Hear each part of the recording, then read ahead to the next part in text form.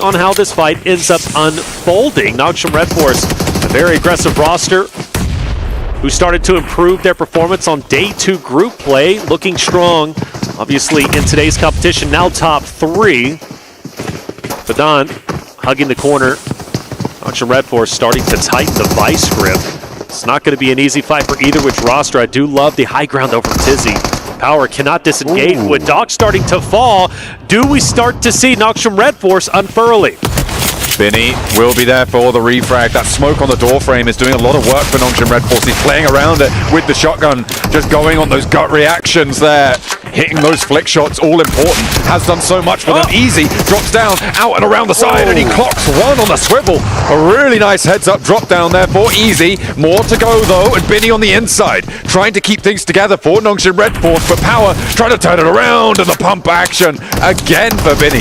Dispensing a hell of large amount of damage for the roster of Nogsham Red Force, and they keep it going. Power done and dusted. Ooh, and that's tough, isn't it? Going into tomorrow's competition, Power, man, they're going to feel good naturally. Great performance when it comes to the top of the standings. Currently first place, 56, near that 70-point theoretical threshold for top 8. They're very healthy, but going from what should have been a guaranteed win, in my opinion, in map number 5 to being first out in map 6, they're going to have to recover short-term memory going into day 2's the final day for the survival stage. The zone shifts wildly down towards the south, and therefore everybody has to full speed ahead straight into the next stage. I'm looking at Regnum Kaya, I'm looking at Fireflux holding down towards these south areas on this map. You've got Fireflux who can control the south edge of San Martin, get up into those hills and try and maintain the control. Everybody else on the road. Alpha 7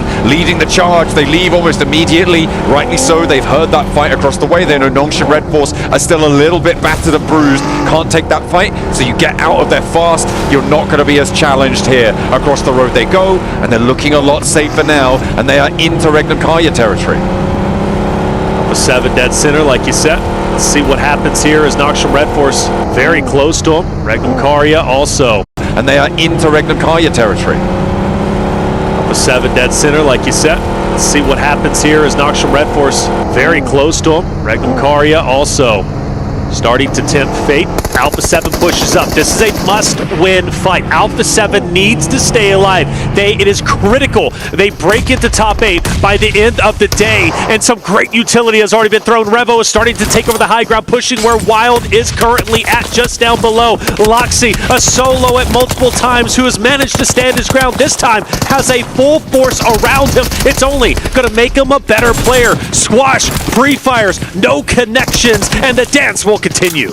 Alpha 7 rock up, no casualties on the approach so far. A little bit of damage sent towards Mafioso, towards Revo, but they are now in the straight up 4v4. As Regnum Kaya holding the ground, a lot of damage sent over to Mafioso, and a 1-for-1 trade on the off angle there. Silas finds a second as well, looks to put Alpha 7 back down into the dirt, and it's all up to Revo now as they're finding the shots for Regnum Kaya. This hold is monumental. Toshpik is traded off, but one is not enough, and Alpha 7 end their day in the bottom half of the lobby. That is so tough. Regnum Kaya putting the final nail in the coffin for Alpha 7's performance in day 1 survival stage. They will officially finish outside of top 8.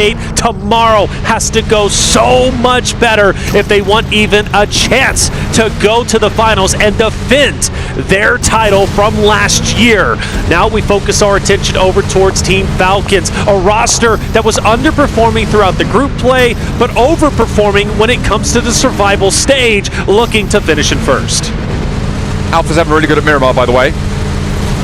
1 point, no points. It's kind of crap, really, isn't it? It is. It's not what you want to see for Alpha 7. And my concern, though, John, is like they go in Americas and they underperform. They do. Let me take it back. Stage 1 of PMSL Americas, they've overperformed, beating the second place team by over more than half, or more than double, if I'm not mistaken. Sure. Then they go into stage 2 They start to slow down a little bit, second place. Now, still impressive, right? But we're talking Alpha 7 here in Americas where they should be dominating. And then they go to grand finals and they start off very, very slow. Let's not forget, they only qualify for this stage, for PMWC in the final game. And it's because Wolves dropped the ball going to the Death Shack and basically not even choosing to play the final game. Of course, they did, but just too slow. And well, they didn't have a game plan. Alpha 7 barely skates in to top 3, finishing bottom 3, right, for their region, which they should have dominated. And now they're in the survival stage. The pressure is on, and now they're not even top 8 going into the second day. I'm starting to get a little bit worried. They're losing pace as well with the rest of the pack moving ahead of them towards that bubble. It's going to be difficult to make it. Nongshim Red Force on the northern side here. We saw that engagement earlier that they had with power. They were able to win it, but the speed at which they could leave is not going to be fast enough. They've now taken heavy casualties, and that crossing is going to be nearly impossible. With one player remaining, Doxy will try and get something done, and we'll see how much further he can go. Regnum Karya holding on to their position with 3 players alive is good.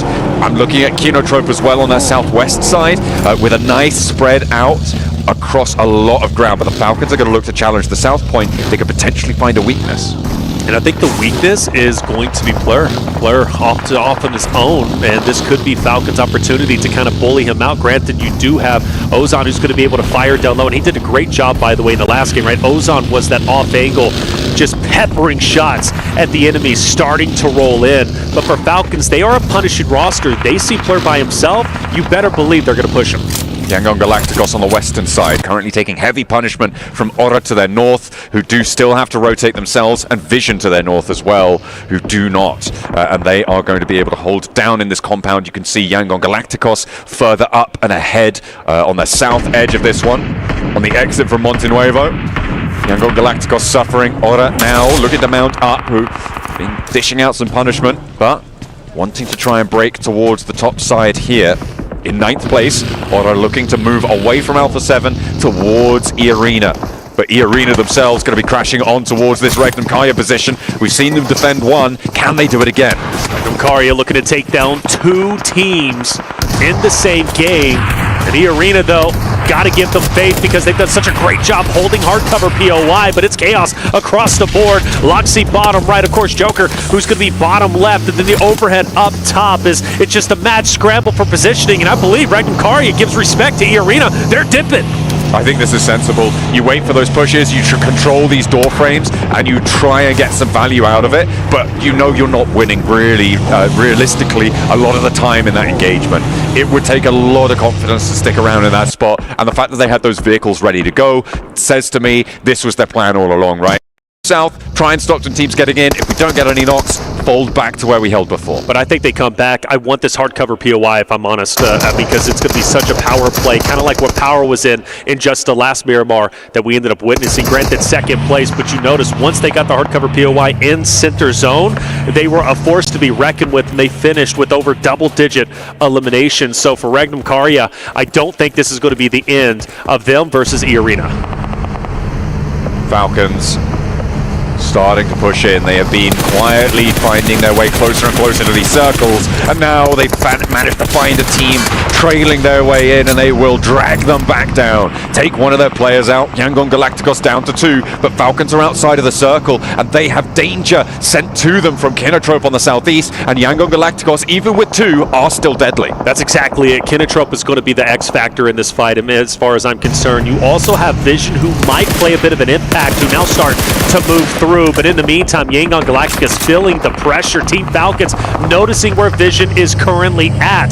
For Falcons, in my opinion, I'm sending it into the zone. I'm trying to get as much distance as possible once these fights have concluded, because I'm not too healthy. I'm not too happy with Yangon Galacticos being around us, Vision also being in the area, and Kinotrope also being up top. Falcons could be in trouble before they know it. Getting a little bit more healthy here. They'll need every advantage they can get. Pushing in the southwest side is treacherous. the terrain nice and bobbly for you as you try and roll on forwards. SayCloud has spotted Redox. Redox unaware of the position, but doesn't quite go down. Will have time now to heal this one up, and SayCloud's position is known. He'll have to reposition and get away from this location before the Falcons descend, before Vision send out their way, but I don't imagine that Vision are going to be super keen to send south at this stage. They're going to be more interested in heading east to regroup. Meanwhile, is it going to be, it's Aura on the northern side, and IG having a tough time of it. IG, team that's been struggling quite a bit towards the bottom end of the standings, only outdoing that of Gamix. We've noticed IG get overly aggressive at times, disrupting fights. This time they look to take down Aura, and it's not going to be easy. Meanwhile, we transfer over to R8 and Influence Rage, and there's bodies all over the ground. Every health bar's red on my screen right now. What is going on? It looks like Influence Rage are going to be able to heal up a little bit more effectively than R8 in this location. In fact, it's only Damar who is left standing for them, and he is split from this fight. He's trying to take those shots down and might actually have an impact here, as 3 players from Influence Rage are currently on the deck, and Damar could try and challenge this. He's not really got too much to lose, has to get out of here anyway. A front flip on the buggy. He's dismounted from it, but he stays alive. Will get it back into control, but all this time, Influence Rage have been healing, have been regrouping. Hang on a minute. No, they haven't. He took down Lowboy. He took down Lowboy from a distance. Now Damar knows, I've got to capitalize off this. He pushes straight in. He's a solo. He's going for gold, but can he pull off a miracle play? Well, at least so far, yes, he can. He re-rotates over to potentially take down Lowboy, but now he's going to take down Lowboy, but now he's going to take down Lorzen, who pushes over the top. Damar looking to make a heroic play, but gets silenced finally from a distance. He's taken down as Fireflux says enough is enough. During all of that as well, Kinotrope sent a big node over towards the Falcons that has torn them in half. They are suffering now, and it looks like they're being handled nicely out on the western side. Redox the last to stand for them, and he will fall in short order. A well-placed nade stops Falcons in their tracks, going down with minimal points on this match, but their day is pretty successful so far. They have managed to turn up where they haven't before, and will be happy moving into day 2. It's not the biggest surprise, though. Falcons were so embroiled in this fight against Yangon Galacticos. Meanwhile, Vision was also laying down shots down range, and Kinotrope just had too much of a power position, too much vision on Falcons once they started to push it, and they had to start pushing in to go into the next zone. So Falcons get eaten alive, and it will be Kinotrope who have a potential to have a tremendous game, which, again, would be very valuable. They're knocking on the door of passing up the previous year champs of Alpha 7. Top 8 is a possibility. They need a lot of points to get there, but finishing the final game of day number 1 of survival stage is so impactful for Kinotrope. They have a chance to do it. This is also a big chance for Regnum Karyakin and amongst the top dogs of this lobby. Making sure that they can end over 40 points would be fantastic. Getting up towards 50 would be brilliant. It will take it still quite a long way to go for them. They'd need a 26-point match to be able to get up towards that 60-point mark. It's doable. There's still plenty of points left going. We'll see what they can find here on the northern side. They've got a solid spot. Fireflux, so spread out, mind you. You've got Scarface all the way in the north, Solus way down to the south, along with Matcap and Catch are going to be the closest together, but even them are quite separated. And Scarface is feeling the pressure as Loxy takes him down. John, do you think that spread is a bit too much from Fireflux's perspective? I think that you could definitely argue that. Yes, I think it's fair enough to say that it was way too bold for Fireflux there to keep that one going. Perhaps they didn't have the rotational capacity, perhaps they'd run out of vehicles, not entirely too sure, but it looks like they're going to try and re-establish this split. I mean, there's no one really challenging them here. At this point, everyone's pushing in south or north or west, so they are trying to just cover this ground, but I think leaving someone on the far side of the on the far side of the road may be a bridge too far. Yeah, it's a bit weird for me. Granted, gaining insight, maybe scouting the horizons, but your scouts get taken down, and now it's time to get back together. Solus looks to be joining where Catch is currently at. Matcap will also join into the mix. Maybe they were trying to establish individual zones, so when the stages did start to collapse, they had real estate already there and the information needed in order to set up quite nicely to gatekeep, but it's just a bit too much. But with 3 members still remaining, a chance is still there. Now for Doc, well, his chances are gone, and well, that's going to be the end of Red Force. They get taken out, and their final game of the day is over with. Now, for Hora Esports, though. All eyes on them. 4 strong, dead end of the zone. They can make a deep run. Yeah, with the hills that they have to play around here, they can definitely get quite close to the center. We're going to be seeing the next circle in about 5 seconds as well, so it's going to dictate the pace. Vision, they've been slinking their way down this western edge towards Kinotrope, who now find themselves in a little bit of a ditch. A huge nade comes through from Noir, finding 2, and immediately they can descend on this one. They should be, at the very least.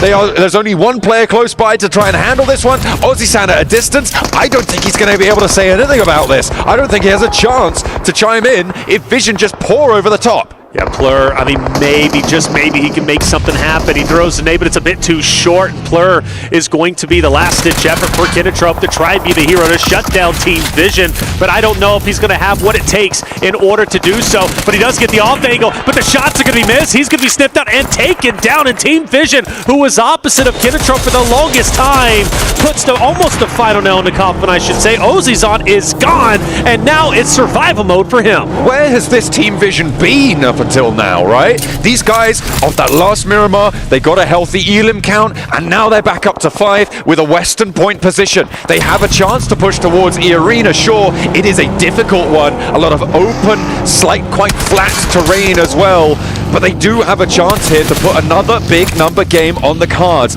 They started this Miramar set really down on their luck, but they have started to pull their socks up.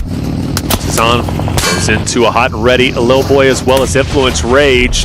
Doesn't have the help needed. Influence Rage start to encompass where Ozzy-san is currently at, and he won't even get a shot up, unfortunately. He will be eliminated, and therefore Kinotrope are gone from a very dominant, strong position. Pressure was on for Kinotrope. They get 3 eliminations. I'm thinking they're going to have a deep run, maybe even surpass the performance of Alpha 7, but they fall short as Team Vision take them down in conjunction with Influence Rage. I'm looking at Vision right now. I think they have the most difficult approach here. Wouldn't be too surprised to see them sweep around to the north side. It looks like they're trying to consider that as well. Over towards Ora. Move out into that open ground that sits there with the circle. Having the compound in the southwest quadrant. It's not necessarily going to be ending up there, so it could potentially be an advantage to be on the outside in this scenario. Could be. Regnum Karya disengaging from E-Arena earlier, right? You talked about it, you said that's a favorable play. I think maybe there's going to be another contest for the hardcover POI, but no. Regnum Karya being where they are, I actually favor them. I think they're in a wonderful spot. E-Arena now starts to inch their way closer. Everybody knowing this compound is going to be so impactful for the future stages, and everybody wants a piece of it. The difficulty for E-Arena here is that the positions that they hold have so much open ground around them inside that compound, right? We saw that side shot from Team Vision's perspective. There's just this open wasteland of nothing that sits between them and Regnum Karya on that northern side of the compound. To make their way north would be really, really tricky. It would be a better use of their time to play around where Mormon is playing, right? That east side of the compound, try and stretch up a little bit closer to the edge, have access to the hills, and potentially take a couple of shots out towards Ora, towards Influence Rage, towards Fireflux's remaining players. Vision wants it. Vision wants to push in. Regnum Karya gets a piece of the building in the next stage. E-Arena going to be quite healthy where they currently at. Need Sakura as well as Joker to join into the mix for Vision. Well, they've got to make a decision, and honestly, going south, you go into E-Arena, you go north, you got Regnum Karya who's going to be looking directly at you. You said it was going to be difficult for Vision. Well, now the job just got even more difficult. It is really, really tough stuff here. 6 teams now remain with 21 players alive. And it looks like Marcelo's going to get a little bit closer now to Regnum Karya. Draw some shots out. Get a little bit of info. Yep. Wait for E-Arena to try and challenge as well on a third-party off angle, but they aren't spotting it. Have no choice.